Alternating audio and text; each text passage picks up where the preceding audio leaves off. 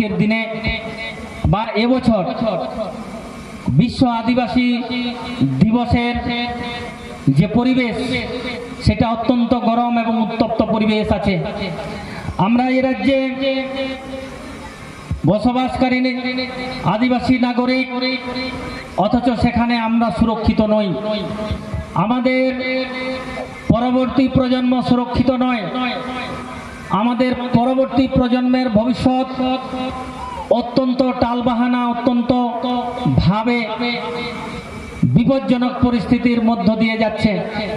আমরা এই রাজ্যের সার্বিক খবর হয়তো আমরা পাইনি, কিন্তু আমরা গ্রামাঞ্চলের মানুষ হলেও কিন্তু আপনার সন্তান সন্ততির জন্য বাবা মা হিসেবে আপনাদের একটা কর্তব্য দায়িত্ব বর্তায় আপনার সন্তানের উপরে।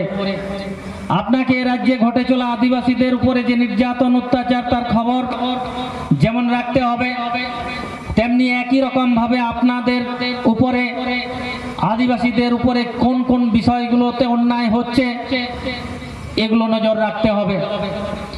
আমরা ঝাড়গ্রামে মুখ্যমন্ত্রীর যে মিছিল, সেই মিছিল আমরা দেখেছি। ঝাড়গ্রামে আমাদের স্থাপিত চুয়ার বিদ্রোহের মহানায়ক রঘুনাথ সিংকে তিনি শ্রদ্ধা নিবেদন করেছেন। সেজন্য সমগ্র ভূমি সমাজের পক্ষ থেকে বিনম্র অভিনন্দন শ্রদ্ধা নিবেদন করি আমরা মুখ্যমন্ত্রীর উদ্দেশ্যে। একই সাথে এই চুয়ার বিদ্রোহকে কেন্দ্র করে যে বিতর্কিত বিষয়গুলো আমরা পূর্বে আন্দোলন করেছি সেগুলো কিন্তু তার মিছিলের মধ্যে দেখা গেছে। ফলে ভেবে দেখুন, একদিকে যেমন আমাদেরকে শ্রদ্ধা করা হচ্ছে, একই রকম কিন্তু উল্টো দিকে আমাদের অসম্মান অপমানও কিন্তু করা হচ্ছে। এটা আমরা চাই না, এমনটা মুখ্যমন্ত্রী করুক, চাই না। আপনারা মুখ্যমন্ত্রীর ফেসবুকে দেখবেন, সেখানে আদিবাসী তালিকার সাথে ঢুকিয়ে দেওয়া হচ্ছে বিভিন্ন জাতিগোষ্ঠীর মানুষকে। এর বিরোধিতা যদি না করেন, আপনার ভবিষ্যৎ কিন্তু আগামী দিনে নষ্ট হবে। আপনার সন্তান সন্ততিদেরকে সেই অসুবিধাটা ভোগ করতে হবে। আপনি পিতা হিসাবে, মাতা হিসাবে আপনি সেই সময় হয়তো থাকবেন না।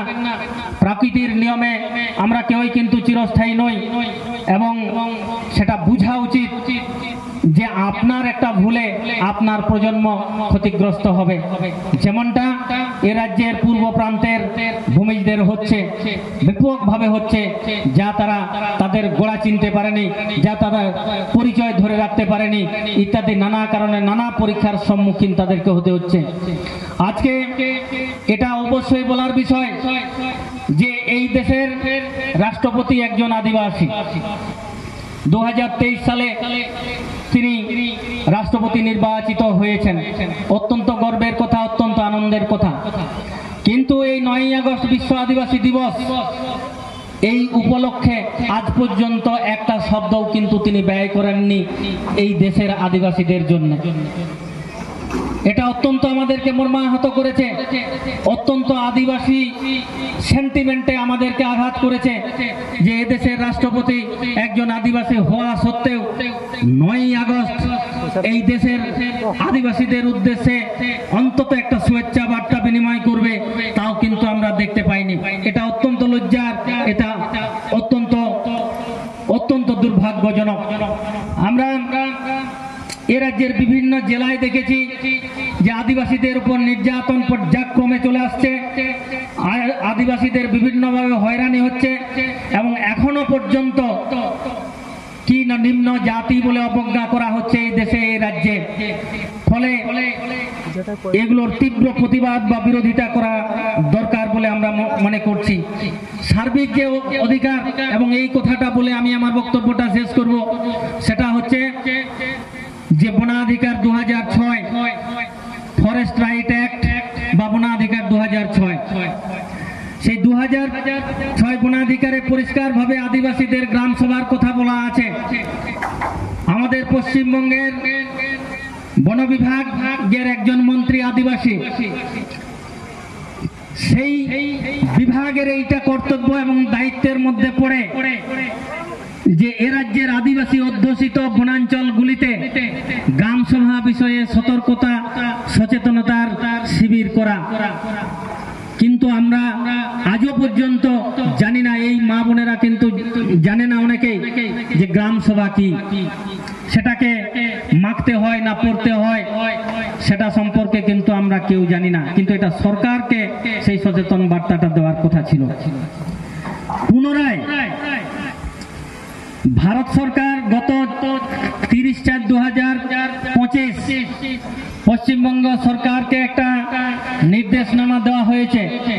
সেই নির্দেশনামায় পরিষ্কার বলে দেওয়া আছে যে পুরো জুন মাস ধরে যেটা চলে গেছে, সেই জুন মাস ধরে আদিবাসী অধ্যুষিত এলাকায়, বনাঞ্চল এলাকায় আদিবাসীদেরকে নিয়ে একটা সচেতন শিবির করার কথা বলা হয়েছে এবং সেটা জেলা প্রশাসনকেও সেই নির্দেশটা দেওয়া আছে। অর্থাৎ জেলার যিনি শাসক, জেলা শাসক মানে ডিএম, এবং এই বিষয়ে গত 18/6 আমরা এ রাজ্যের প্রায় সমস্ত জেলার ডিএম এর সাথে সাক্ষাৎ করে এই গ্রাম সভা সম্পর্কিত যে সচেতনতা কর্মশালা তার সম্পর্কে আমরা দাবিটা রেখেছিলাম যে কেন করা হচ্ছে না। এই ডেপুটেশনটা দেওয়ার পরও আজও অবধি মানে গত 2-3 মাস অতিবাহিত হয়ে গেল, এখনো পর্যন্ত কিন্তু এই গ্রাম সভা বিষয় নিয়ে পশ্চিমবঙ্গ সরকারের পক্ষ থেকে বিন্দু মাত্র কিন্তু কোনো কর্মসূচি আমরা লক্ষ্য করি না। এটা আপনার অধিকার আছে, এটা আপনার হক আছে। এই গ্রাম সভাটা 2006 মেনে যদি হয় তাহলে আপনাকে কোনো রঙিন ঝান্ডা ধরতে হবে না। আপনার এই ভূমির ঝান্ডা, আপনার এই আদিবাসী ঝান্ডাটাই তখন কিন্তু কাফি হবে। কারো পিছনে যেতে হবে না। আপনার একজনের পরামর্শ ছাড়া এই গ্রাম সভায় বা ওই গ্রামে এই দেশের রাষ্ট্রপতি, মুখ্যমন্ত্রী, প্রধানমন্ত্রী বা স্বরাষ্ট্রমন্ত্রী যেই হোক না কেন ওই গ্রামে ঢুকতে গেলেও কিন্তু আপনার গ্রাম সভার অনুমতি নিতে হবে। এত বড় পাওয়ার কিন্তু সেই জায়গায় দেওয়া আছে, সেই জায়গায় তা বলা আছে আদিবাসীদের অধিকারে। এবং সেটা যদি আবার 5th শিডিউল এরিয়ার মধ্যে হয় তাহলে ধরে নিতে পারেন আদিবাসীদের স্বর্ণযুগ, আদিবাসীদের সুবর্ণ যুগ বা সময় নেমে আসবে আমাদের কাছে আদিবাসী অধ্যুষিত এলাকাগুলোতে।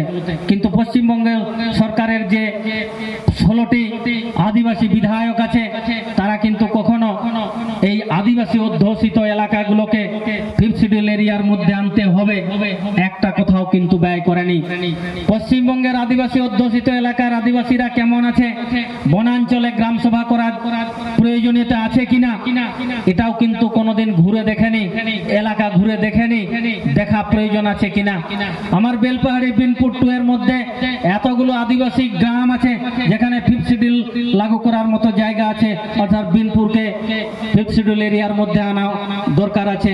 আমাদের রানীবান বিধানসভা, আমাদের রায়পুর বিধানসভা যাকে 5th শিডিউল এরিয়ার মধ্যে আনা দরকার আছে এবং সেখানে সেই 5th শিডিউলের মধ্যে গ্রাম সভা, গ্রামের দায়িত্ব, আদিবাসী মানুষের গ্রাম সভা এবং স্বশাসন ব্যবস্থা যা নিজের অধিকারকে সুনিশ্চিত করে। ফলে সেইগুলো যতক্ষণ না হবে ততক্ষণ কিন্তু আমাদের সার্বিক উন্নতি ঘটবে না, সার্বিক উন্নয়নও হবে না। অতএব আগামী দিনে নিশ্চিতভাবেই আপনারা এই প্রশ্নগুলো অবশ্যই করবেন যে কেন গ্রাম সভা আমার গ্রামে হয়নি, এটার আগে যোগ্য জবাব দিয়ে যান, তারপরে আপনার কথাটা শুনবো।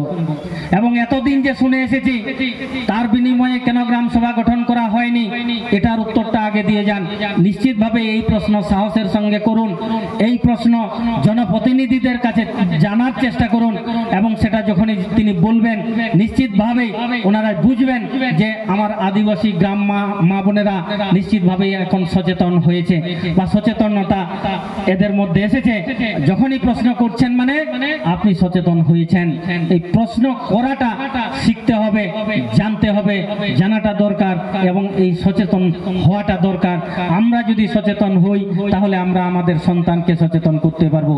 আজকে প্রতিজ্ঞা করুন, আজকের দিনে এই শুভ দিনে প্রতিজ্ঞা করুন অন্তত ভূমিজ হিসাবে আপনি এই কাজের জন্য সার্বিকভাবে এই রাজ্যের সর্বত্র এই সহযোগিতাটা করবেন। যে সমস্ত পদবীধারী চৌধুরী, শ, ব্যানার্জি, বেগম, বিশ্বাস, মন্ডল, মাহাতো ইত্যাদি যে সমস্ত সারনেম নিয়ে যে ভূমি সাবকাস্ট লিখছে সেটার বিরুদ্ধে আপনারা সবাই গর্জে উঠবেন আগামী দিনে।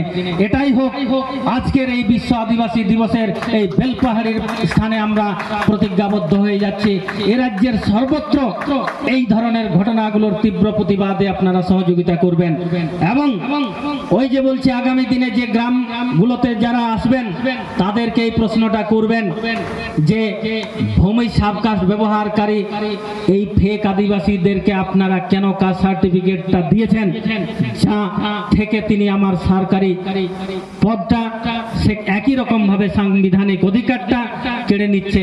এটার জন্য আপনার সরকার দায়ী, এটার জন্য আপনার দপ্তর দায়ী, এটার জন্য পশ্চিমবঙ্গ সরকারের যে সমস্ত দপ্তর আছে সেগুলো দায়ী। অতএব এটা আমার সমাধান কবে করবেন বলুন, আপনার সব কথাটা শুনতে রাজি আছি। আপনাকে আজকে কথা দিতে হবে, যিনিই যান আপনি এটা প্রশ্ন করুন, অন্তত ভূমিজ গ্রামে গেলে এই প্রশ্নটা করুন, ভূমিজ গ্রামে এই প্রশ্নটা করুন, সেটা যেই যাক